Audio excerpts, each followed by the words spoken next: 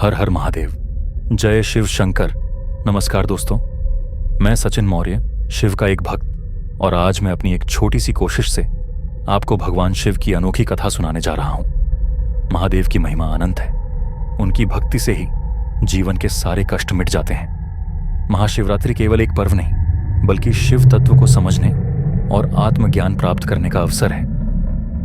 तो अगर आप भोलेनाथ के भक्त हैं, अगर आप महादेव की भक्ति में लीन होना चाहते हैं, तो इस वीडियो को अंत तक देखें। आज मैं आपको सुनाने वाला हूं महाशिवरात्रि की रहस्यमयी कथा, जिसे सुनकर आपकी आत्मा तक शिवमय हो जाएगी। तो चलिए शुरू करते हैं शिव की अविरल महिमा की कथा। हर हर महादेव। ये पर्व फाल्गुन मास की कृष्ण पक्ष की चतुर्दशी तिथि को मनाया जाता है। महाशिवरात्रि के दिन को लेकर अनेक पौराणिक कथाएं प्रचलित हैं, जिनमें से प्रमुख निम्नलिखित हैं। 1. शिवलिंग का प्राकट्य। बहुत समय पहले ब्रह्मा और विष्णु के बीच श्रेष्ठता को लेकर विवाद हो गया। दोनों स्वयं को सर्वोच्च मान रहे थे। तभी अचानक एक विशाल अग्निस्तंभ प्रकट हुआ, जो अनंत था। ब्रह्मा और विष्णु ने इसकी गहराई और ऊंचाई जानने के लिए अलग अलग दिशाओं में जाने का निर्णय लिया। ब्रह्मा जी हंस का रूप लेकर आकाश में ऊंचाई मापने चले गए। विष्णु जी वराह, सूअर का रूप धारण कर धरती के अंदर इसकी गहराई नापने गए, लेकिन दोनों ही इसका अंत नहीं पा सके। तभी उस अग्निस्तंभ से भगवान शिव प्रकट हुए और बोले, मैं ही आदि और अनंत हूं। मुझसे ही सृष्टि की उत्पत्ति, पालन और संहार होता है। इस घटना के बाद से ही शिवलिंग की पूजा की परंपरा प्रारंभ हुई और इस दिन को महाशिवरात्रि के रूप में मनाया जाने लगा। 2. शिव और पार्वती का विवाह प्रजापति दक्ष की पुत्री सती भगवान शिव की पत्नी थीं।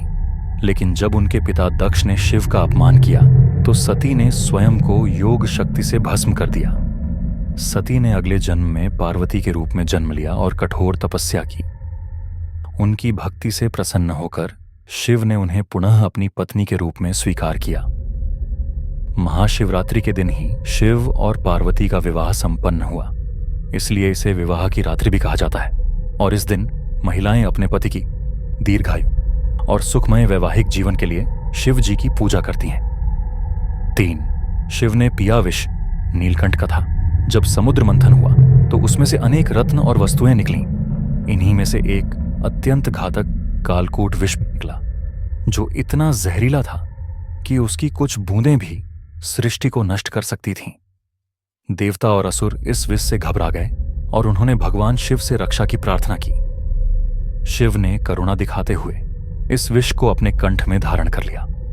उन्होंने इसे अपने गले से नीचे नहीं उतरने दिया, जिससे उनका कंठ नीला पड़ गया और वे नीलकंठ कहलाए। यह घटना महाशिवरात्रि के दिन घटी थी, इसलिए इस दिन शिवलिंग पर जल, दूध और बेलपत्र चढ़ाए जाते हैं, जिससे शिव के कंठ की जलन शांत हो सके। 4. शिकार के लिए गए शिकारी की मुक्ति। प्राचीन काल में एक शिकारी अपने परिवार का पेट भरने के लिए जंगल में शिकार करता था। एक दिन वह जंगल में भटक गया और रात हो गई। वह एक बेल के पेड़ पर चढ़कर शेर से बचने के लिए वहीं रुक गया। रात भर वह जागता रहा और अपने हथियार को बार बार साफ करता रहा, जिससे बेलपत्र नीचे गिरते रहे। संयोगवश उसके नीचे एक शिवलिंग था। पूरी रात जागकर उसने अनजाने में शिवलिंग की पूजा कर ली।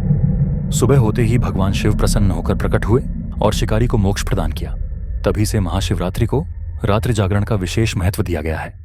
भगवान शिव पंच तत्वों आकाश, वायु, अग्नि, जल, पृथ्वी से बने हैं। उनका नटराज रूप सृष्टि की गति और ऊर्जा का प्रतीक है। तांडव नृत्य के 2 रूप, रुद्र तांडव संहार का प्रतीक, आनंद तांडव सृजन और कल्याण का प्रतीक। जब शिव तांडव करते हैं तो ब्रह्मांड में ऊर्जा का संचार होता है, जिससे जीवन और मृत्यु का संतुलन बना रहता है। शिव ही सत्य हैं। महाशिवरात्रि केवल एक पर्व नहीं, बल्कि शिव तत्व को समझने और आत्मिक उन्नति का अवसर है। भगवान शिव हमें सिखाते हैं कि जीवन में त्याग, सादगी, ध्यान और संतुलन अत्यंत महत्वपूर्ण है। हर हर महादेव। जय शिव शंकर। Red flag.